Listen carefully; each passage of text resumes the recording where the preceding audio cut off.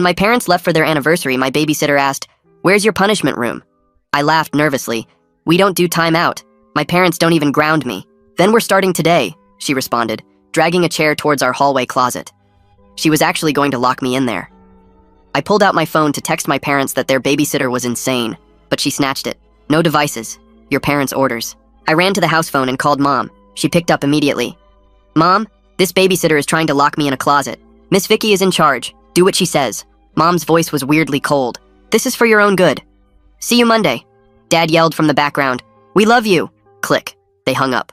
And before I had time to process, Miss Vicky had finished setting up the closet with just a wooden chair inside. Reflection begins now. 1 hour. For what? I didn't do anything. After what you did last Tuesday, your parents want immediate correction. She checked her watch. 59 minutes now. I sat in that dark closet, confused and angry, thinking about last Tuesday. I literally just went to school, came home, played Xbox. When the hour ended, she opened the door. "Dinner is what you've earned." She placed a bowl of plain white rice and a glass of water on the table. "This is insane. My parents would never—" "Shut up!" she screamed before throwing my glass against the wall. That evening, she made me handwrite a 500-word essay on respecting others' property. While I wrote, my phone buzzed from where she'd locked it in her bag. She checked it and her face got stern.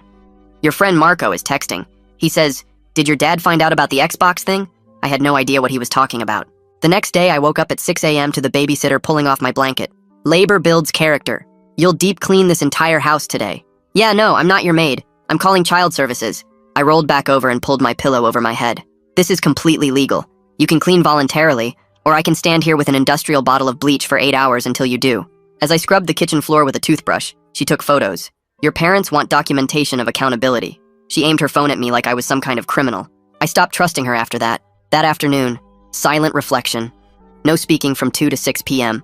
I sat there in silence while she read a book, occasionally looking up to make sure I hadn't moved. When I shifted positions, she'd snap, start over." 4 more hours. My sister texted and Miss Vicky read it aloud. "Tell him I'm sorry, but he shouldn't have used Dad's card for Xbox stuff." I never used Dad's card. I had my own debit card from birthday money. That evening, she made me watch a documentary about juvenile detention centers. Kids my age in orange jumpsuits talking about ruining their lives with one bad decision. "This could be your future if you don't learn now," she said during a scene about a kid who stole from his parents. "Your cellmate won't care that your ass is crying for mommy." I didn't steal anything. Denial is expected.